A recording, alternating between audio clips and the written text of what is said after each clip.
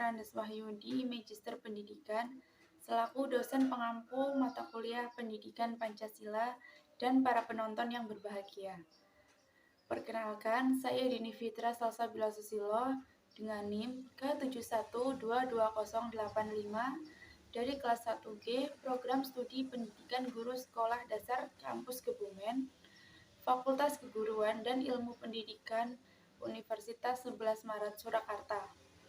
Di video kali ini, saya akan menjelaskan salah satu materi pendidikan Pancasila, yaitu pengamalan subjektif Pancasila sebagai sumber norma etik dengan subbab pengamalan objektif Pancasila terhadap norma etik.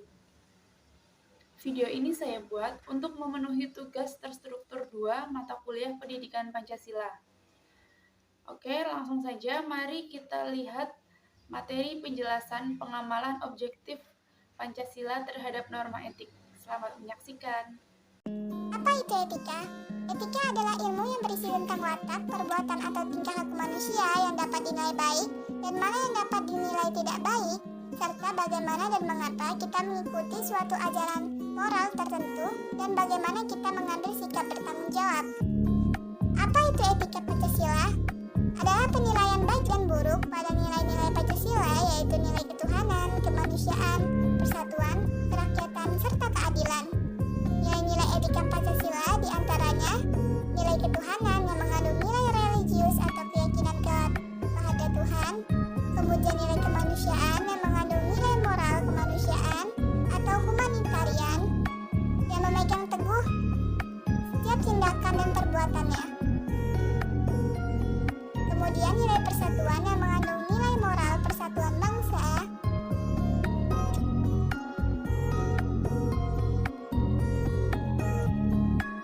Nilai kerakyatan yang mengandung nilai moral demokrasi atau musyawarah.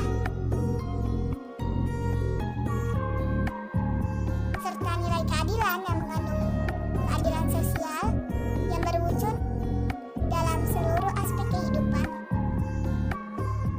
Dengan Pancasila sebagai sistem etika, maka kita dapat mewujudkan kehidupan masyarakat Indonesia yang damai dan sejahtera dengan mengedepankan Pancasila sebagai sumber dalam cara beretika.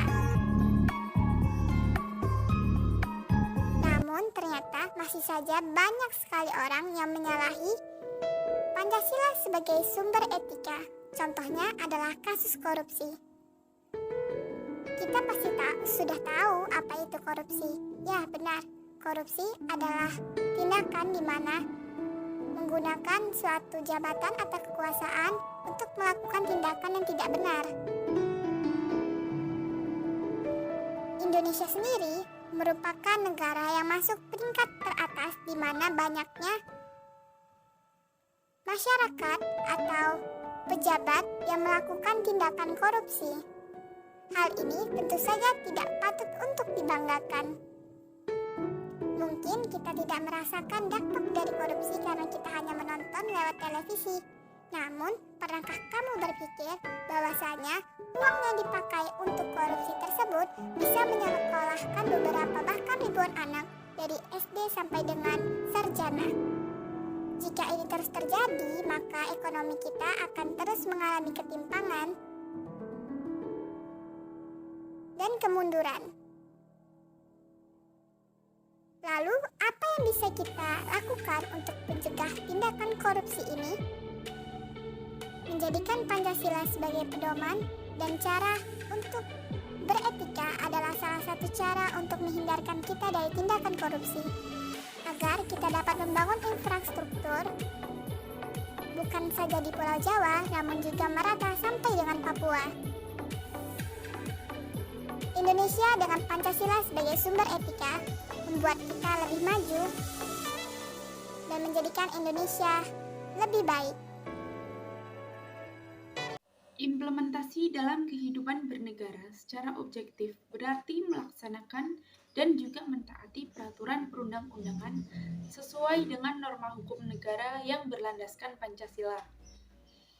Pengamalan secara objektif ini harus ada dukungan dari pihak yang berkuasa di suatu negara. Pengamalan Pancasila secara objektif ini memiliki sifat memaksa Dan apabila kita melanggar, maka akan ada sanksi hukum yang mengikat. Dengan kata lain, semua warga negara yang melakukan pelanggaran hukum akan mendapatkan hukuman atau sanksi. Pengamalan yang seperti ini merupakan konsekuensi dan perwujudan dari nilai dasar Pancasila sebagai sumber norma hukum negara. Contoh pengamalan objektif Pancasila. Yang pertama yaitu mentaati peraturan perundang-undangan yang berlaku. Hal ini bisa kita implementasikan dengan tidak melakukan KDRT, tidak melakukan bullying, menggunakan kendaraan sesuai dengan usianya. Yang kedua yaitu tertib dan disiplin dalam menjalankan tugas sebagai warga negara. Ini bisa diimplementasikan dengan menaati peraturan negara seperti taat aturan lalu lintas. Yang ketiga, menghormati segala aturan yang ada.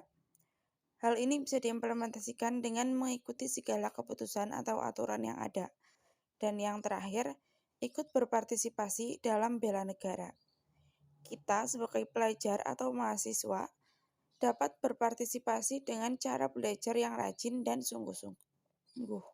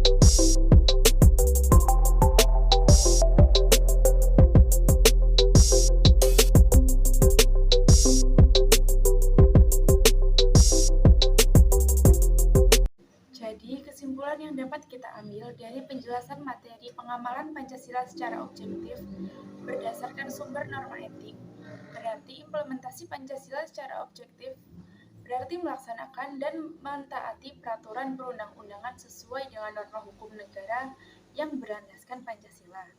Pengamalan Pancasila secara objektif ini bersifat memaksa, dan apabila kita melanggar, maka akan ada sanksi hukum yang mengikat. Baiklah, sekian pemaparan materi dari saya mengenai pengamalan objektif Pancasila sebagai sumber norma etik. Apabila ada kesalahan, saya meminta maaf yang sebesar-besarnya. Wassalamualaikum warahmatullahi wabarakatuh. Bye-bye.